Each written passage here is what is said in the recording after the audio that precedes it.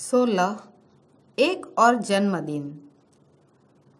हरिशंकर परसाई, जन्म सन 1924, निधन सन 1995।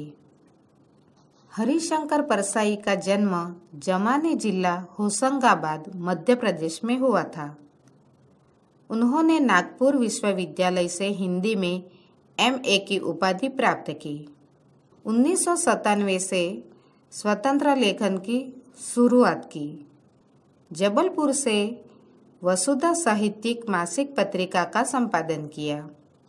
उन्होंने कहानी, उपन्यास और निबंध भी लिखे, परंतु मुख्य रूप से कहानियाँ, उपन्यास, निबंध लेखन मुख्यतः व्यंग्यकार के रूप में विख्यात है। प्रस्तुत व्यंग्य रचना उनकी मेरी श्रेष्ठ व्यंग्य रचनाएं संग्रह से ली गई है। एक और जन्मदिन कहानी में जन्मदिन के बहाने उन्होंने अपने विचार व्यंग्य के साथ हमारे सम्मुख रखे हैं। जन्मदिन किसे और कैसे मनाना चाहिए उसे व्यंग्य, हास्य कटाक्ष के माध्यम से उजागर किया है। मैं जन्मदिन छिपाता हूँ, पर गलती से एक किताब के फ्लैप पर मेरी जन्म तारीख छप गई थी। कुछ लोगों को यह भेद मालूम हो गया। उस दिन सुबह एक प्रोफेसर साहब आए। वह गुलदस्ता लिए थे। उन्होंने मेरे हाथ में गुलदस्ता दिया और बोले, आज आपका जन्मदिन है। मैं सचमुच भूल गया था, भूल जाना भी चाहता हूँ। मैंने ऐसा कौन सा पराक्रम कर दिया कि 1 साल और जिंदा रहा। मैं तो अपने गुजर बसर लायक कमा लेता हूँ बस। काला बाजार से भी सामान खरीदकर जिंदा रह लेता हूँ। मैंने कौन सी जीवनी शक्ति 1 साल में बिताई कि मुझे बधाई दी जाए। जन्मदिन की बधाई देना हो तो मेरे सामने के इन झोपड़े वालों को दो, जो एक टपरी बनाकर रहते हैं। जमीन गीली है, सांप बिच्छू निकलते हैं। इन्हें भरपेट खाने को नहीं मिलता। ये रोज मरने को होते हैं, पर मौत को जीत लेते हैं। ये 1 साल और खींच ले गए, मरे नहीं, तो जन्मदिन की बधाई चाहिए। ये जीने की इच्छा को खाकर जीवित है, उसी में से प्रोटीन निकालते हैं। पराक्रम ये करते हैं कि साल पर साल निकलते जाते हैं, पर मरते नहीं। तो एक ही आदमी गुलदस्ता लेकर आया। मैं दुखी हुआ। यह याद दिलाना क्या अच्छी बात है कि तुम्हारी उम्र 1 साल और बढ़ गई। कोई यह बताए कि उम्र 1 साल कम हो गई तो बड़ा अच्छा लगे। सोचा कि अखबार में छपवा दूं कि परसाई जी ने अपना जन्मदिन बड़ी सादगी से मनाया। कमबख्त कोई आया ही नहीं, तो सादगी से मनाना तो मजबूरी ही हो गई। वह अध्यापक सुबह याद दिला गया तो दिन भर दिल विचलित रहा। अब कोई आया, अब कोई आया। थोड़ा सा खटका दरवाजे पर होता तो मैं फौरन दरवाजा खोलता कि कोई माला वाला लेकर आया होगा, पर देखता कि कुत्ते ने दरवाजे पर धक्का मारा था। कुत्ता खड़ा था।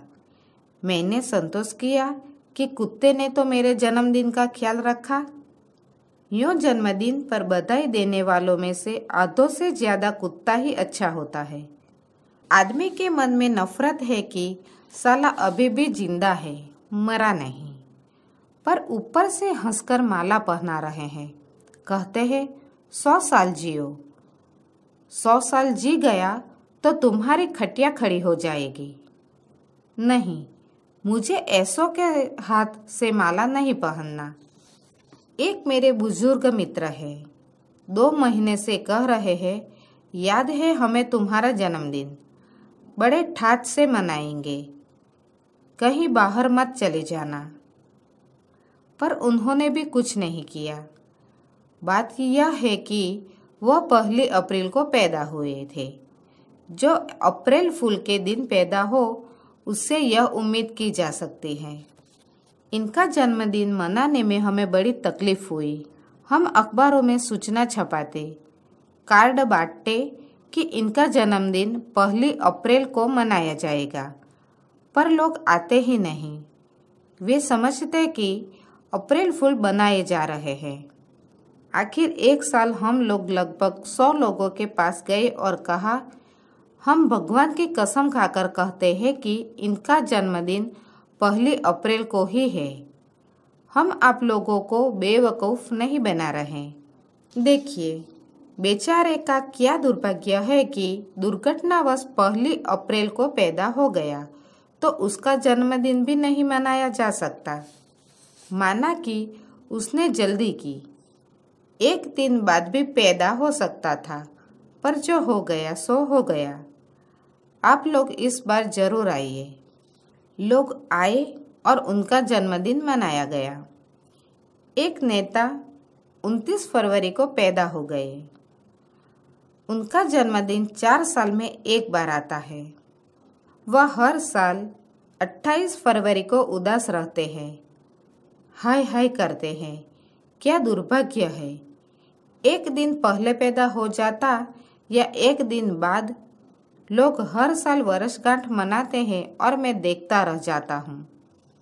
इधर पिछले साल से मेरे अभिनंदन की बात चल रही है।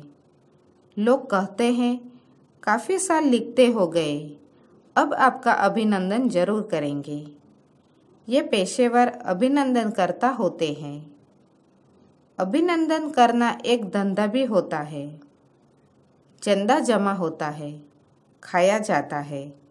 पास से एक शहर की घटना है।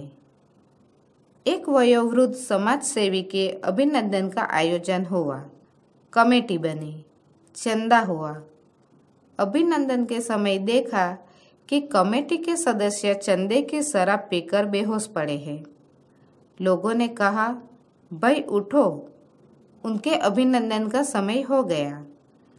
तो शराब में डूबे अभिनंदन करता बोले, किस कमबख्त का अभिनंदन, वह 1 नंबर का चोर है। भारत सेवक समाज का पैसा खा गया, उसका अभिनंदन हम करेंगे भला? अरे, हम तो खुद उसके नाम के चंदे से अपना अभिनंदन कर रहे हैं।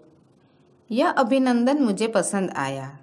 श्रद्धेय समाज सेवी की उम्र इन लोगों की शुभकामनाओं से बहुत लंबी होगी। पर मैं बात कर रहा था अपने अभिनंदन की। अभिनंदन के उत्साहियों से मैंने पूछा, सिर्फ अभिनंदन पत्र या प्रशंसा दोगे या और कुछ? वे बोले, क्यों नहीं, हम लोग द्रव्य संग्रह करेंगे और आपको थैली भेंट करेंगे। मैंने कहा, ठीक है, अपना अभिनंदन पत्र मैं खुद लिख लूँगा और छपवा लूँगा। इस झंझट में आप मत पड़िए। आप तो अधिक से अधिक मेरे नाम से पैसा एकत्र कीजिए। इसमें से 25% आपका, बाकी मेरा। वे लोग परेशान हो गए। कहने लगे, आप कैसे बात करते हो? हम आपका अभिनंदन करना चाहते हैं और आप हमारा ही अपमान कर रहे हैं। हम क्या पैसा खा जाएंगे? मैंने कहा, नहीं, मैं अपमान नहीं कर रहा हूँ, पर आप इतनी मेहनत करेंगे तो मेरा कर्तव्य है कि आपको महीन ताना दूँ। मैं मुफ्त में अभिनंदन नहीं करना चाहता। नतीजा बुरा हुआ। मेरे अभिनंदन की योजना अभी भी अधर में लटकी है। मेरी जबान ने मेरी थैली काट दी। कुछ लोग फिरका परस्त होते हैं, मैं फिक्रा परस्त हूँ। फिक्रा जबान पर आ गया तो निकल जाता है और उसके नुकसान में भुगतता हूँ। मैं देखता हूँ, देश के भाग्य विधाता जन्मदिन पर गले मिलते हैं, गुलदस्ते भेंट करते हैं, माला पहनाते हैं, इन नेताओं की फोटो छपती है। ये भाग्य विधाता है। मैं भी इन लोगों के जन्मदिन पर शुभकामनाएं भेजना चाहता हूँ, पर वह इस तरह की होगी। आप 1 साल और जीवित रहे, बड़ा कमाल किया। इस 1 साल में आपने देश की अर्थव्यवस्था को और गिरा दिया। बधाई। भ्रष्टाचार, मुनाफाखोरी, जमाखोरी को बढ़ने का मौका दिया। बधाई, आप चिरायु हो। पर मीसा के डर के मारे मैंने अभी यह शुभकामना नहीं भेजी है। इनसे क्या कहा जाए कि देशवासी रो रहे हैं और तुम गले मिलकर हंस रहे हो। पर अब मुझे अपना भी ख्याल करना चाहिए। अगले साल 2 महीने पहले से अखबारों के जरिए वातावरण बनाऊंगा कि फला तारीख को परसाई जी का जन्मदिन है और पूरे देश में हलचल मची है। तब कुछ ढंग का जन्मदिन मनेगा, वरना वही एक गुलदस्ता।